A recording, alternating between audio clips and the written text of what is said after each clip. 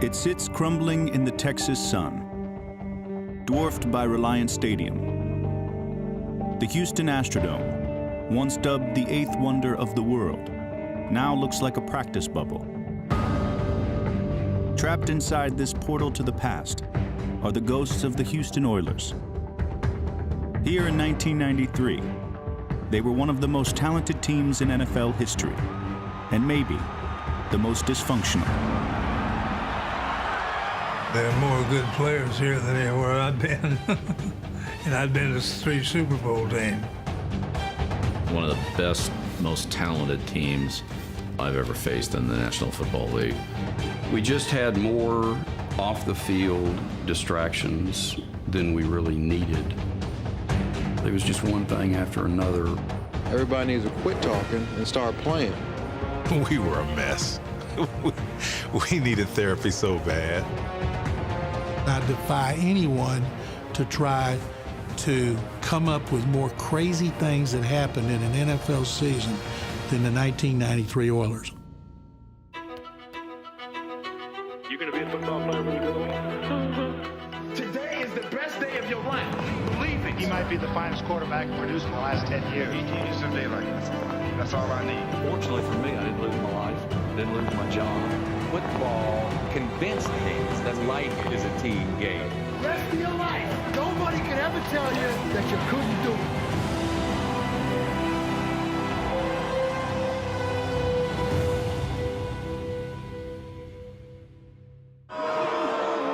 The story of Houston '93 didn't begin in training camp.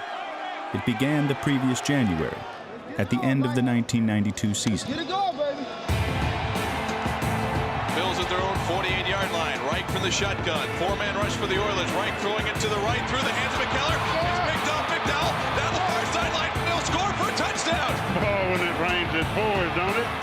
Up 35-3 in the third quarter, it looked as if the franchise was on its way to exorcising the demons of playoffs past. You say not look ahead, but I'll guarantee it, I was thinking about the next round. It's over, you know. I started loosening up my pads. Everything was light. We were taking it for granted, but then the bottom just fell out. Trying to sweep to the left. He's racing for the flag. He's got it. Touchdown. Kenneth Davis got Beebe at the 10, at the 5, touchdown. Before you know it, this thing started snowballing out of control. Reich out of the shotgun. Looks toward the end zone. Touchdown. Down the middle. Touchdown. Andre Reed. We self-destructed. And of all the losses in Oiler history, this has got to rank as the most devastating. The worst day of my life, it'll never go away. I think this one here is gonna break this team. We're right there with the best shot ever, and we blow the biggest lead in NFL history.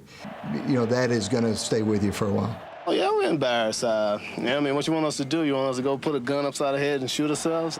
I'm sure everybody there is getting tired of this team making the playoffs every year and not finding a way to get further, especially with all the talent we have in this football team. In fact, I'm getting tired of that word talent.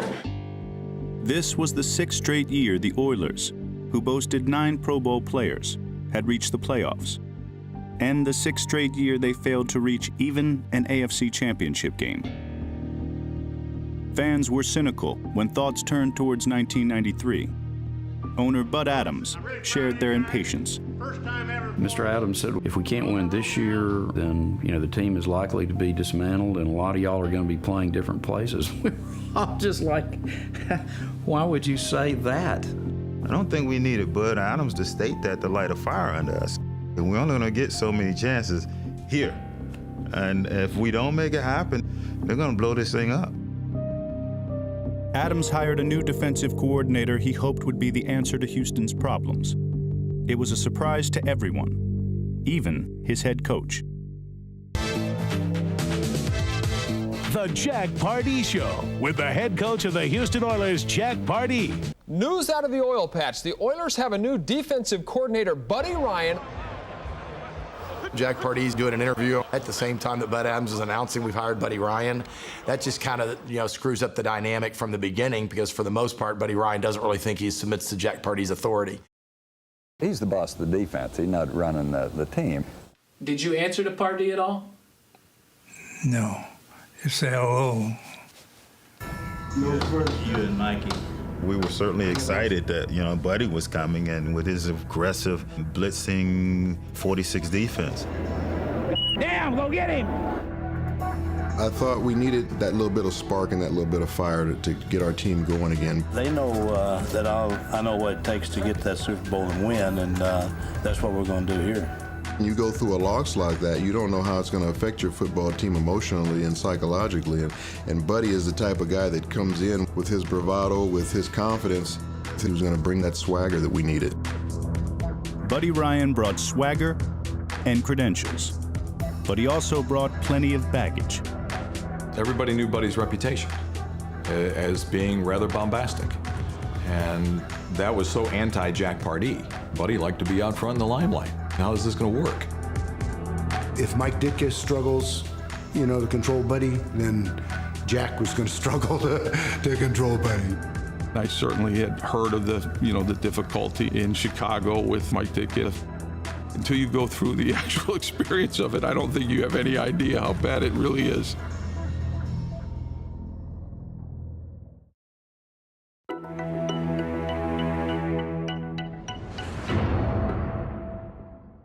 One of the, let me start again. It's okay. You changed me up. All right, here we go. All right, I'm ready. Okay. Okay, all right, Take I'll a do breath before you start and stand still. Right. Okay, and camera ready. And go.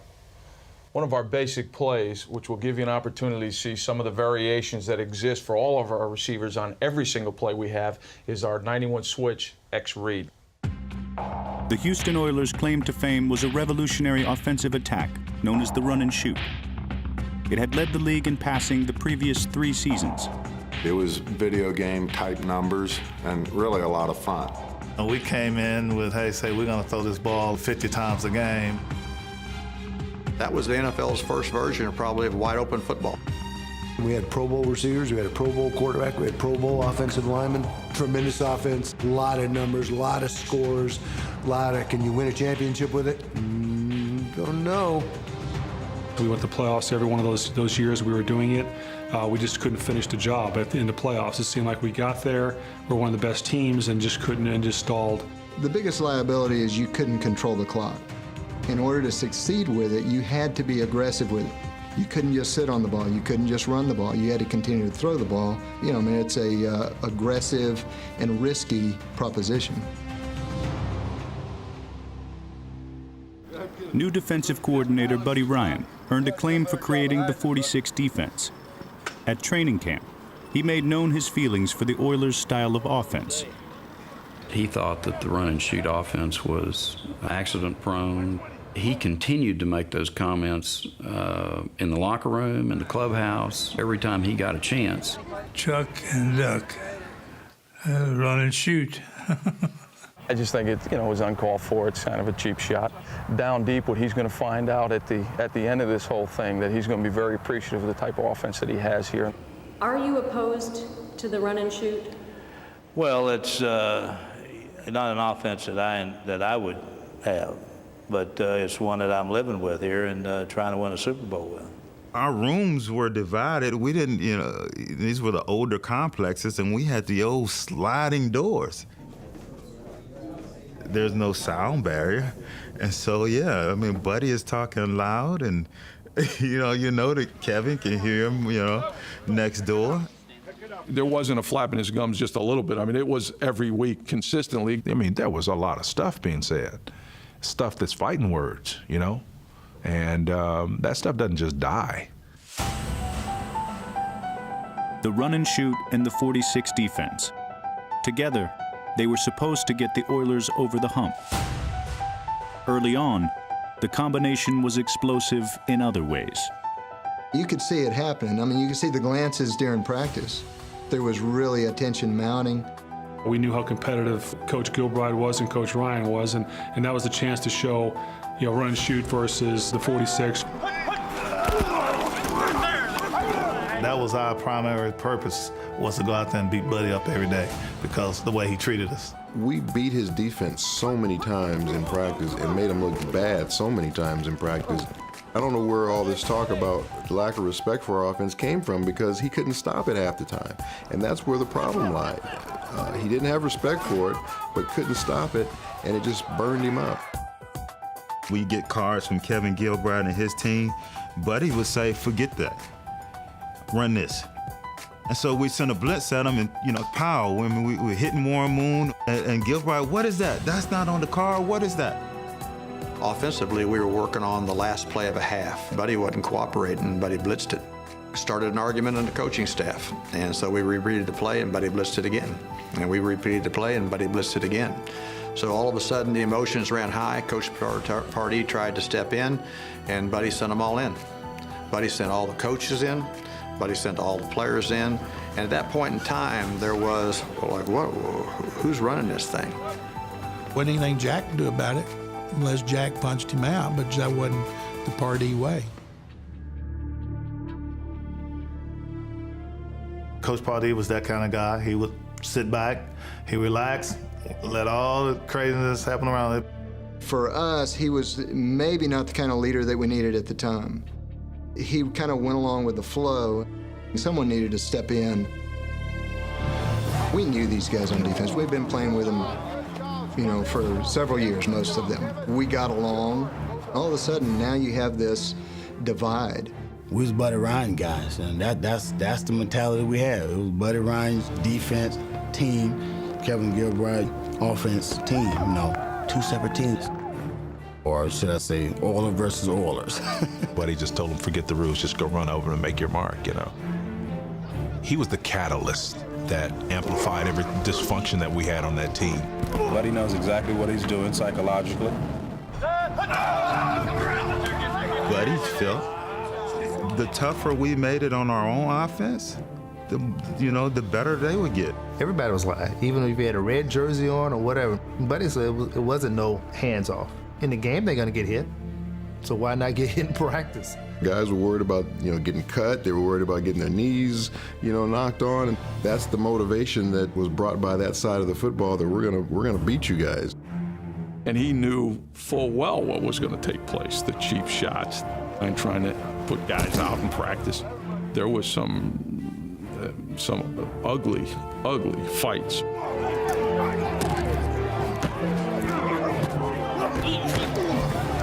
That's what Buddy wanted. It was a fight every day, and it was personal.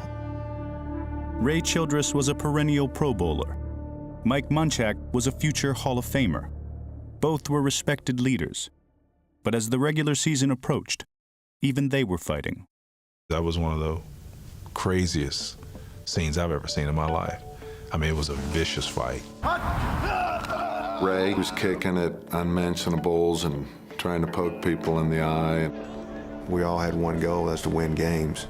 It wasn't to be best friends or, to be pen pals. When those guys were going at it, then we knew, man, there's something different about this football team.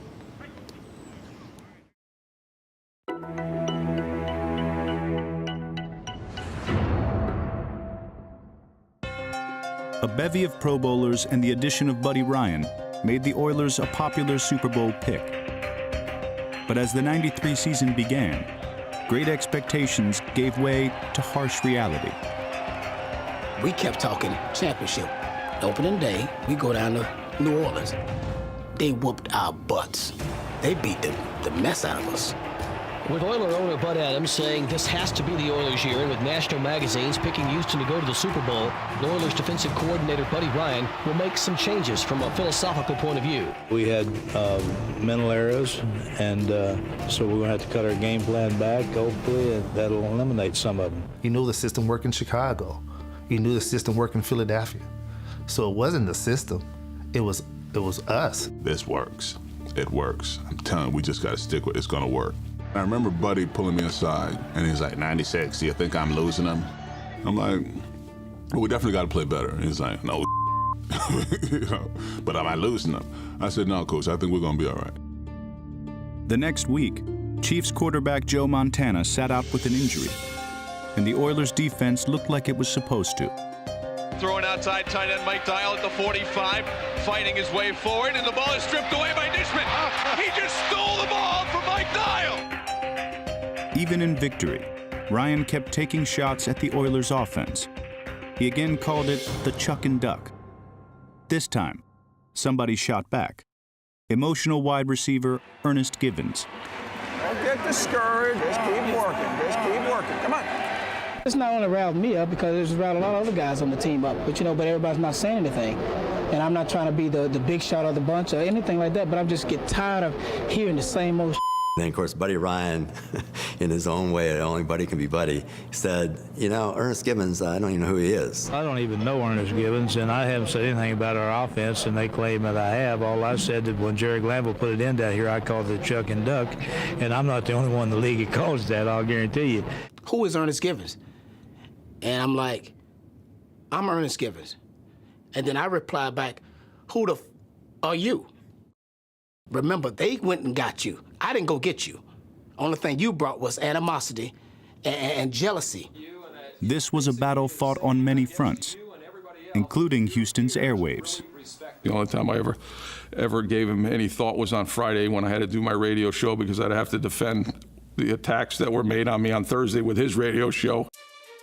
Caught in the middle was 37-year-old Warren Moon, who had plenty of pressure to deal with as it was. He was a black quarterback in the state of Texas, in the city of Houston. Warren could never be seen in public having a drink. Warren had to have the perfect home life.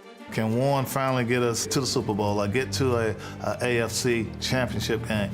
Is Warren the guy to do it? And it's finally, I think he felt a little bit of just being pressed to get everything done and things wasn't working so well.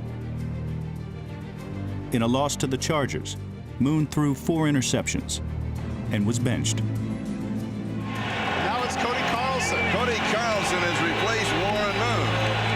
Cody, I thought he could come in and let Warren not have to press, but we don't have any controversy. Warren's a quarterback, and we just got to get over this hump. Warren will bounce back strong next week. Moon struggled again, and with former President Bush in attendance, the Oilers felt the wrath of their unhappy constituents. There's a lot of skepticism here in Houston. I mean, naturally, this game was not televised in Houston. They couldn't sell out the Astrodome, which is not a big stadium. Warren Moon went out to the offensive huddle to start this next series, and they booed him. Deep route to Givens, intercepted by Bailey. Warren Moon just looks like, what was I thinking? I don't know. I think you're 1-3. We're just going through the motions. It's the worst I've ever seen. Some Oiler faithfuls are no longer true blue believers. Fans are educated, particularly in Texas. Football is a big deal. They know if you have the talent, you're supposed to win. And if you look at that roster and you see those all-pro players on there, you have a reasonable expectation to think that you can win it.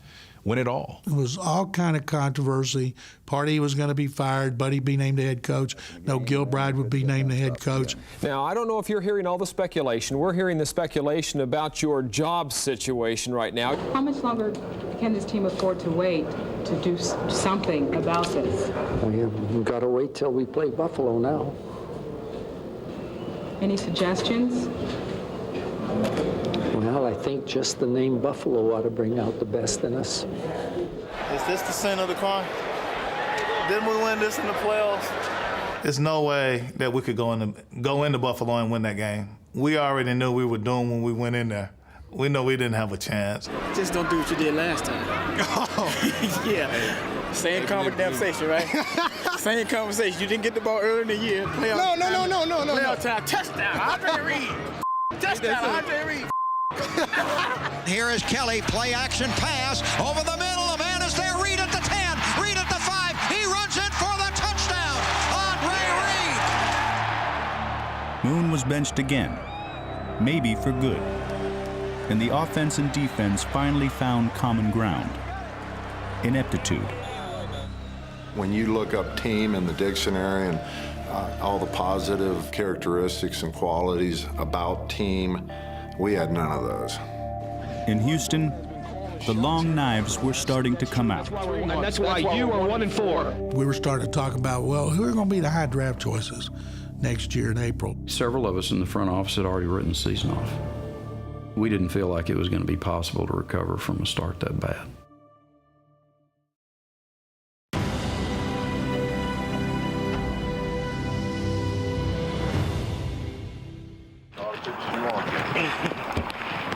Warren, will you stop and give us a second? Will you stop and give us a second? Just 1 second. 2 questions. Really hot in your face. One comment. Wait for an all-pro quarterback to act, or what do you think? Warren Moon had overcome much to reach his NFL status. Never had he been faced with being a second-string quarterback. He just wasn't playing well. The team was not winning. They were 1-4. I'm running out of excuses. I really am. Everybody thought that he wasn't good enough. He had nothing left in the tank. The frustration on Warren Moon's face was palpable. You could see it. And to be in that situation where people didn't respect his gifts and his talent, that put him in a tough spot. Are you going to the bench this Sunday? That's hard for me to say, but that certainly is a possibility.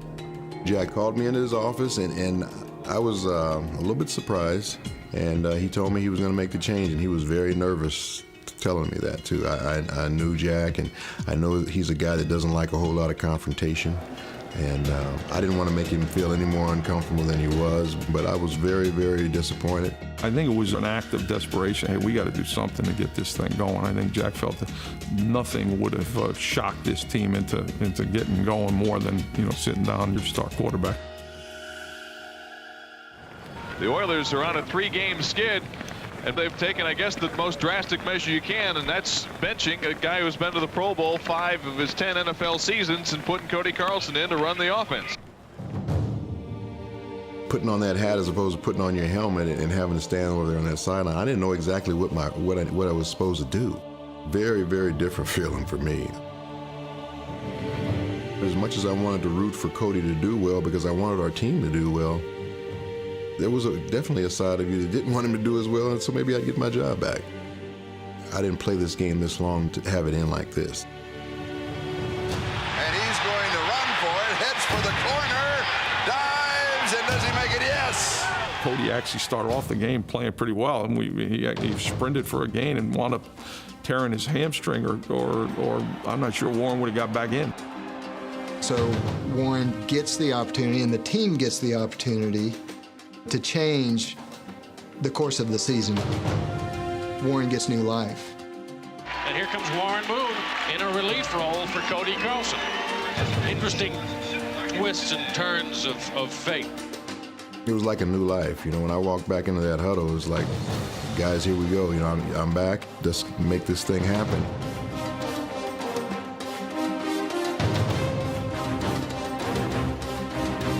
His cadence was more definitive.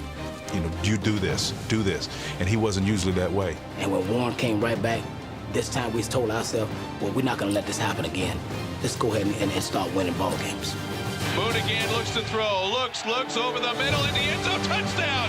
Is there magic in Moon's bag of tricks?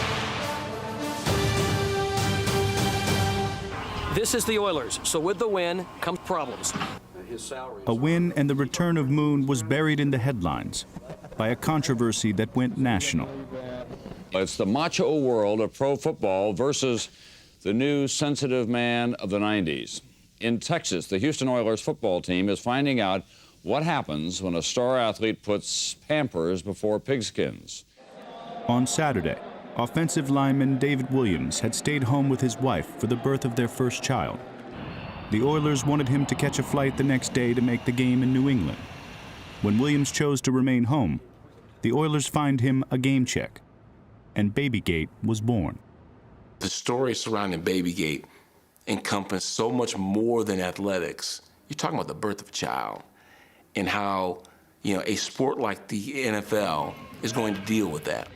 In today's NFL, it's not even an issue. If somebody's having a baby, then they're going to stay at home and have a baby, and it's understood. 20 years ago, it wasn't quite the same. He was definitely the first to step out that way and put family above his job. I'm learning. He's learning. It's not exactly easy. When I got up this morning to change him, his diaper was on backwards, so he's still learning. In the locker room, guys were debating openly about, man, what'd you do? Well, what would you do? Man, come on. The work ethic in the National Football League is you don't miss. I thought he should have been there. I had kids born during the season as well, and I was somehow able to get to the game and play. It's mind-boggling that that you don't just get on a plane and get there. once the baby's born, what do we contribute? Nothing, right?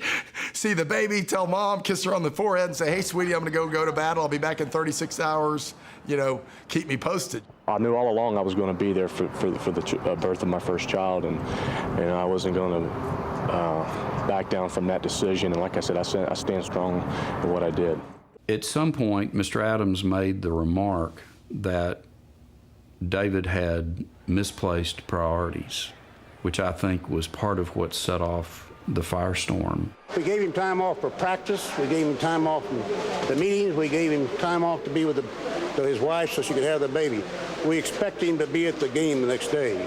That story, it just built and it built and it built until everybody was weighing in on it, including Al Gore. We're with David Williams. I remember Bob Young, our offensive line coach, compared it to, it's like you're going off to war. You don't leave your buddies. He just gets confused. He's a great kid. He just gets confused about, everybody wants to be with their wife, but, that'd be like World War II going on. You say, well, I can't go fight, honey. My wife's going to have a baby. You got to go to war, especially when you get paid like that. Women's groups all over the country, mothers, everybody was killing Bob Young. We happen to feel football is pretty important. It's not bigger than World War II or having babies or anything like that, but it's pretty important to some of us. Maybe we can get down to football and see how we can be a better team and trying to solve all the world problems. Houston did become a better team. Talent eventually trumped the avalanche of dysfunction as the unfazed Oilers began to play winning football. The team that had been assumed dead was alive and well.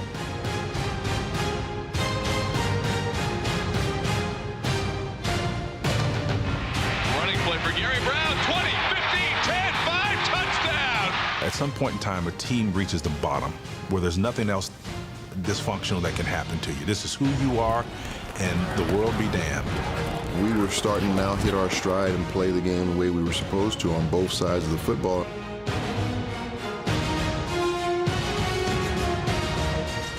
The defense had figured it out. They were knocking quarterbacks out of games. They were playing the way they're supposed to play with Buddy Ryan. We gave up 20 points one time for the rest of the season. I think we're back on track right now, so all you doubters better look out for the Houston Oilers. The Oiler bandwagon was getting bigger each and every week as it went along. For the first time this season, we can say it, the first place Houston Oilers. It was a long battle back, but you finally got there.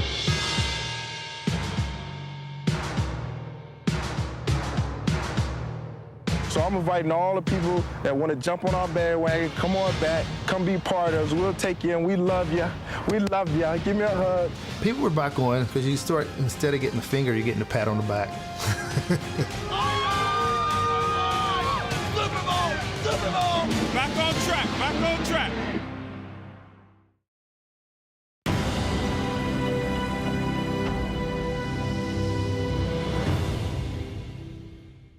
There's no mystery why people are so enthralled with sports. You know why? It mirrors the drama of life. It's so exciting. You gotta love this stuff, man. The Oilers knew drama. A win in Pittsburgh would give them a division title, and Houston was preparing to party. The champagne was on ice, but the team's issues bubbled beneath the surface. From the outside, it looked like everything was great, but on the inside, it was like a rotting grave. As much as the win streak and getting the home field advantage was something that I aspired for, it was like at the same time, why am I so miserable going through this process? Did I feel that the winning somehow cured everything and that we'd all were singing Kumbaya at the end of the day? Absolutely not. Nothing slowed down. We still fought just as much. We still had just as many disagreements. The latest was between running back Spencer Tillman and defensive tackle Jeff Alm. And nobody knew just how dramatic things were about to become. Jeff hit my position coach, Frank Novak, and I took that personally. And I flew into him. I got him first, and then all the cavalry came to break it up. And this kind of haunts me to this day because I told him afterwards, I said, Jeff, something bad's going to happen to you. And he, called me a couple of expletives, and less than a week later, he was dead.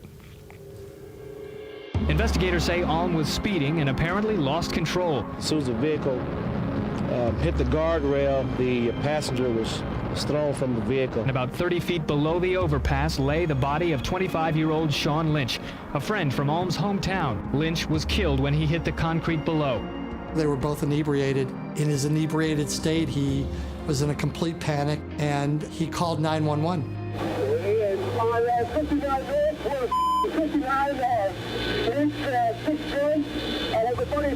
Police theorize that Alm became despondent when he got out of the wrecked car and realized his friend was dead. They believe he took the shotgun from his car. And then the shots. 3 would be fired into the air, the last into Jeff Alm's mouth.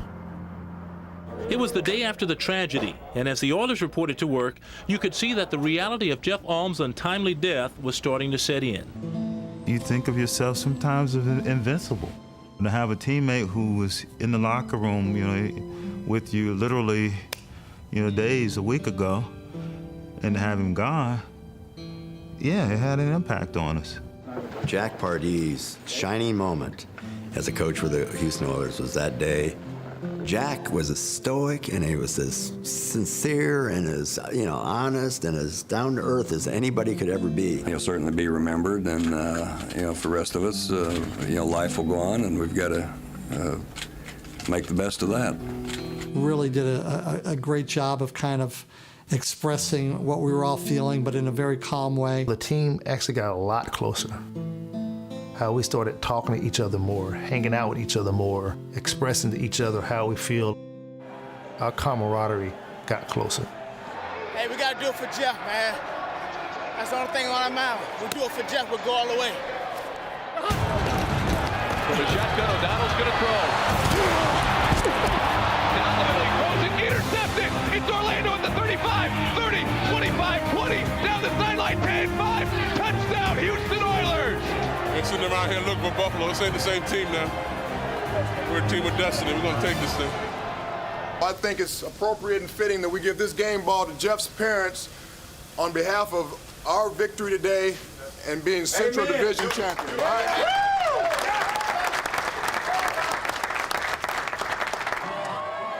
The Oilers returned home united by tragedy and embraced by their city. We didn't expect this, but it's great to see it, and I'm just glad everybody's here. They were a team together, but in the regular season finale, they would again be torn apart. With a 2-touchdown lead late in the first half, Kevin Gilbride kept the offense on the attack. We got the ball, said, hey, there's enough time, take it down, put another touchdown on the scoreboard. Carlson, intended for Tony Jones. The defense thought that they were done for the half, and all of a sudden they're seeing we're throwing it, and I think attention started to rise. What are we doing? And then the fumble happened. 2nd and 10, hit from behind, loose ball. Lagerman after it, recovered by the Jets. Bill Packel. Buddy was so pissed off about that. So apparently I'm being MNF'd up the sidelines behind me, but I don't hear it until somebody gets to my right side. And I hear him say something. I turn, what'd you say? This is after the fumble. Take a look at what happened on the sideline with Kevin Gilbride and Buddy Ryan. There's Buddy Ryan. There's Kevin Gilbride. That's Buddy Ryan taking a swing at Kevin Gilbride. The way he came at me, hit him. That's the end of the first half, the score. The Oilers 14, the Jets nothing. I went to the tunnel. I said, well, I'm going to get that son of a gun right now. And there's cops all over the place. You're in the same locker room, but he'd come in with his defensive staff. Again, it was always a group around. It was well thought out. I said, Buddy, you're going to have to be prepared to deal with this situation when the game's over. And there was a long pause. And then Buddy said, maybe nobody saw it. I don't think there's anyone in their right mind would say that they would condone their coach, hitting another grown-ass man on national television. A couple of guys that came and said, Coach, do what you got to do at the end. But we're playing pretty good now. Let's get through this thing. Let's see. And I said, I'm fine. Well, let's focus on getting to the Super Bowl. We won and what have you. And unbeknownst to me, everybody in the world has seen it. And of course, it was all hell had broken out. I can't even find it. Oh, looking for a white mark. There you go. Poor old Kevin, he was devastated. People were saying Buddy punched him. People around the country, did you see Buddy Ryan punch out Kevin Gilbride? Did you talk to Mr. Adams? Go back on that. Excuse us. Mr. Adams? Excuse us. Buddy didn't punch Kevin. He tried to. If Curtis Duncan hadn't gotten in the way, Kevin Gilbride would have kicked Buddy Ryan's ass. I just wish you could have had an opportunity to finish it out a different way. Thank you so much, sir. Come, Mr. Wade, right here. Hey, Buddy. Yeah, let's go. I'm trying to. I've already told everything I know, and that's it.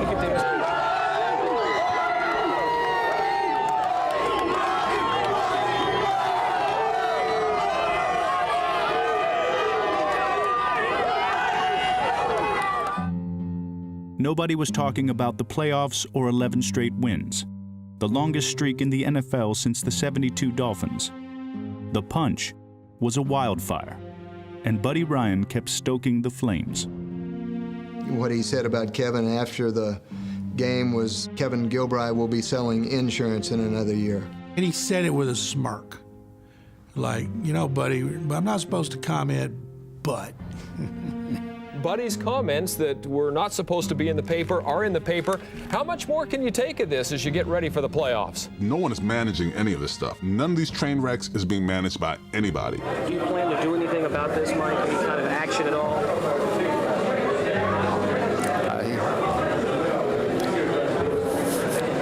There's no team meeting about, you know, we're going to force a coordinator to apologize to the other coordinator, so we're on this. There ain't none of that. It's just everyone's just going on like, okay, nothing happened. And you have to wonder how much of these things took a toll.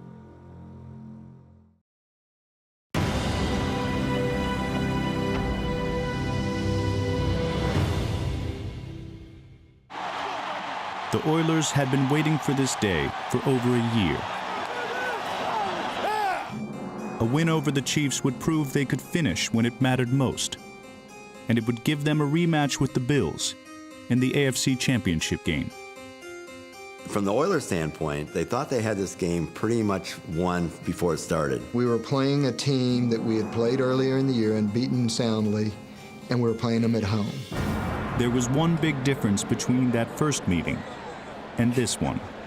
Joe Montana? Who's that, man? Oh, that guy's 37 years old, ain't he? We're gonna take it to him today, knockout, baby. Early on, Buddy Ryan's defense kept Joe Montana eating AstroTurf, while the offense built a 10-point lead. Boone on a delay. Brown up the middle. Touchdown! Houston Oilers! The first half, again, same story. We were wearing Kansas City out. We were doing everything right, you know? It's like first half of the Buffalo game. The Oilers carried a shutout into the second half, but the Chiefs soon delivered a punch of their own. The dude scored a touchdown and spiked it on Buddy's picture. Oh my! The bullseye was Buddy. All right, there's some sort of far-reaching message in that. I'm too tired or not smart enough to comprehend it right now. We just didn't anticipate that they were going to have life. Momentum had turned, and weighed down by a season's worth of karmic baggage, the Oilers couldn't stop it. I don't want to say we were emotionally exhausted, but we had dealt with so much garbage. What a catch by Willie Davis! And boy, this place has gotten quiet. It was a house of cards, just waiting for that one card to get pulled away. Boom, here comes the choke. Choke City. Running play. Allen, he's got the first down to the 10, to the 5, and he scores the clinching touchdown. And ladies and gentlemen, the fat lady is singing on another Houston Oilers season. The Chiefs scored 21 fourth-quarter points. Once again, Houston had blown a late lead to lose a playoff game. I'm just really disappointed. Didn't expect it all to end like this. Didn't expect it to end today, and just disappointed. I mean, we didn't get it done again. In defeat, offense and defense came together one last time to say farewell. I remember embracing Munchak and Matthews, kind of like you're graduating from college, and everybody's, all their eligibility's over, you're leaving. 1994 would be the first season with the salary cap, and owner Bud Adams followed through on his threat to dismantle the team. We had not prepared one iota for the cap. We ended up just destroying a really good team. The franchise jettisoned its stars, and unthinkably, its face. All right. Got a winner in town.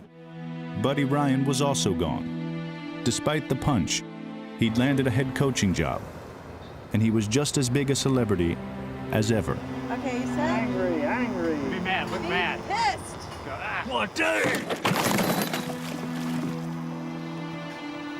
I get a stunt man Hey, in one here. more. Gutted by the cap, the team started 1-9 in 1994. Jack Pardee was fired, as was Kevin Gilbride. Oh, I think I predicted he'd be selling insurance in 2 years, and you're ahead of schedule. Is that not typical?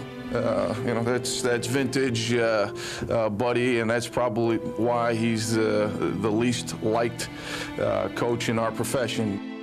Houston had a new feud between the Oilers and fans heartbroken by the playoff loss and burned by the fire sale. The emotion of the game, a lot of it revolves around being able to feel like you're loved, and here it's almost antagonistic. Man, that was a scorned city.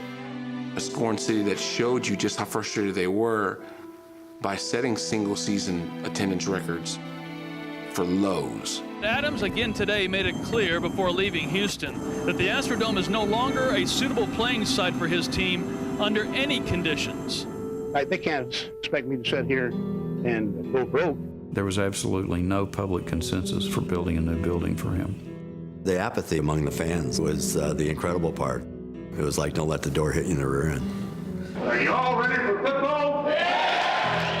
In 1995, the Oilers agreed to move to Tennessee. Maybe it didn't have to happen this way. Not if Houston had gotten over the hump. Had they won that game, Oilers never would have left Houston. Houston would have given Bud Adams the $180 million in public money he needed for a new stadium. Today, the Astrodome sits unused. Houston ended up building that new stadium a few feet away. It houses the Houston Texans, who themselves have yet to reach the Super Bowl. Most of the ghosts live back across the parking lot. Some are happy memories. Some continue to haunt, and not even winning the Super Bowl has put them to rest. Of all the things that you've been fortunate enough to be part of, that you're proud of, this is the last thing you would like to be considered, attached to for the rest of your life. But it happened. Do you regret the punch? Regret? Oh, probably.